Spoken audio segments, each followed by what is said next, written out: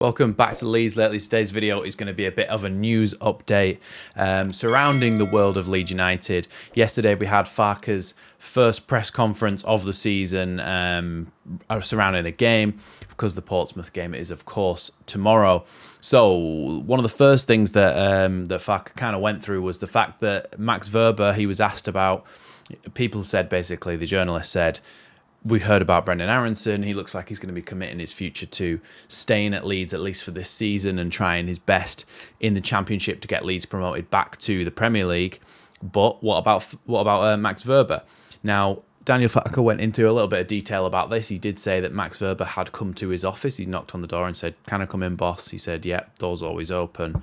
Came in and had a crack with Daniel Farke and basically said he wants to know where everything stands, and that he is going to commit his future to Leeds United and to, at least this season, trying to get Leeds promoted back from the Championship to the Premier League. So it does seem at the moment like Max Wober is going to be staying at Leeds United for this season. I think he'll be starting the season on the bench, but I do think that he can certainly bed himself into the team throughout the course of the season, because I think he is a lower Premier League quality of centre back. If you have anything happen to Strauch, I think he comes in at left centre back as a much better option than what we would have had as left centre back if it was Liam Cooper. Obviously, Ampadu played there a lot, but I think Wober's kind of come in as the backup to replace Liam Cooper. So I think that's good. I think we can play him at left back, you can play him at centre back, and I think you can play him in a back three as well. So I think he's versatile. He's got those options there, but he does need to earn back a bit of favour after seemingly committing last season and then leaving on loan to Mönchengladbach. Next one is that Leeds apparently won't go in for another centre-back, which is kind of also linked to this Wober thing. He's happy with the cover he's got, Daniel Farke, which is including, of course, Max Wober, Pascal Strauch, Joe Rodon, James DeBio as well, which he did mention. He's only young, but he's fantastic in terms of a youth talent. He's obviously played for the youth internationals with England. He's a very, very good player, seems very solid, seems very composed on the ball for his age, so hopefully he gets a few minutes this season. And of course, you've also got Ampadu, who can cover that role as well. So I think Farke at the moment thinks he's kind of covered for those centre-back roles, which I can't say is the worst thing in the world given who we've got there. A lot of the videos that I made about potentially bringing in another centre-back were based on the fact that I thought Wober might go, but seemingly he's committing his future to Leeds, but take that with a pinch of salt, because he's done that before and then left anyway.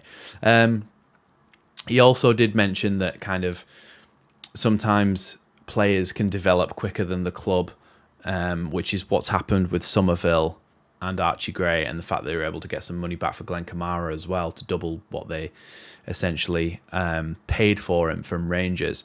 So he's basically said, look, I'm disappointed to lose these players, but we can't dwell on it. We've still got a very good squad, and we're looking to bring in some people as well.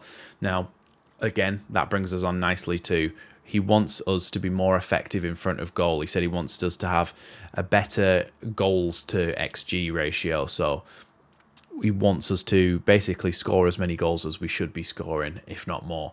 And I think he will bring in some players to do that. But for the moment, and I have talked about this in my what we learned from pre-season, Daniel Farke's new tactics video that I did the other day, I talked about how I do think that we will get more goals from midfield. I think that Gruev is going to be given the license to go forward, to make third man runs into the box. I also think that, given the way that Mateo Joseph has been playing in pre-season, that he's going to get a bag full of goals this season. And when you've got Patrick Bamford and Joel Peru waiting in the wings to come on into that role, you've got plenty of talent there to be able to score your goals. So I think we'll do a little bit better with our XG anyway this season, but I do think we'll get some more goals from midfield, with players from further back on the pitch contributing more to Leeds on the scoring front. So I think that's important to mention, that what we've already got within the squad will contribute, I think, to a better goal tally than what we had last season.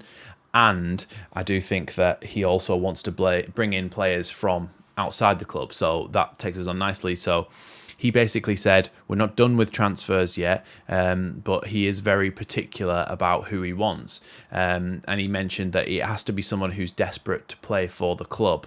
Now, this leads me on to Johnny Rowe, because there was a video that surfaced. I know Joe Wainman reposted it and said, I can't believe he said this. There's a video of Jonathan Rowe back in the day, a couple of years ago, and he was basically saying, what's the best atmosphere you've played in? And he'd played at Old Trafford, he played at Anfield, and he mentioned those, and he said, Elland Road, though, is very, very special. We lost when we played against them, but imagine being on the other side. Imagine being on the winning side. And if that's not a hint that he would love to play for Leeds United one day, I don't know what is. He clearly has an interest, has a bit of an investment in what kind of club Leeds United is. He loves the atmosphere at the ground. He's actually said that out of his own mouth. He loves the stadium atmosphere. Maybe not the stadium itself, because it is falling down a bit, but we still love it. But having said that, in the news this morning, now take this with a pinch of salt again. This is from The Sun. So make of that what you will. But nevertheless, it is news to us. Apparently, Marseille have come in with an £8 million bid for Jonathan Rowe. Now, we went in with a £7 million bid. You'd like to think that we can go higher than 8 million, up to potentially 10 to 12 million, which is what I thought we would be getting him for. I said that in the comments of my original video about him when I was talking about him, doing a bit of a scout report on him. So if you haven't seen that yet, go and have a look at that if you want to know more about the player. But Jonathan Rowe, I think is doable for around 10 to 12 million pounds, and I think Marseille coming in with this. Some people are saying, okay, well, this could be a little bit of a ploy from the agent, saying, look, Marseille have come in with an £8 million bid. Can you beat that? Just to try and get Leeds to get a little bit more money, or for Norwich, sorry, to get a little bit more money out of Leeds.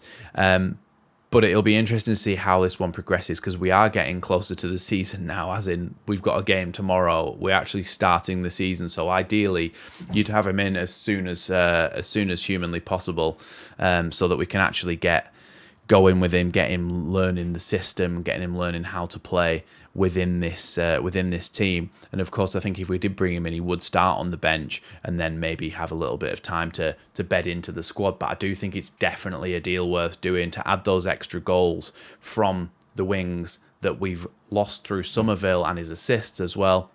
I think it's important that we do replace that, and that ties back in again to what Daniel Farke was saying about we need to be more clinical in front of goal. We need to take our chances. You're adding quite a few more goals by adding Jonathan Rowe to your team. I really believe that. So I think it's important that we keep an eye on this one. I think it needs doing, because I think you've lost Somerville. You've brought in Brendan Aronson, but you also have lost Jayden Anthony as well, who contributed, yet not many goals, but he was there and he was a warm body and he was doing stuff for the team. And in some moments in big games, he did pull out some good goals. So I do think we need to replace at least that figure in the squad. So I think Brendan Aronson kind of becomes your Jayden Anthony and Jonathan Rowe becomes your Chris Somerville. But Nonto, I think, will have that role ahead of him for the start of the season. So, yeah, that is the news at the moment. There is, of course, Leeds versus Portsmouth this weekend. So I will be live for that. So make sure you come on the channel and join me for the first live watch-along of the season. Of course, match reactions and all that good stuff as well will be on the channel. So make sure you hit that notification bell as well so you never miss an upload. Thanks for watching Leeds Lately, though, and I'll see you in the next one.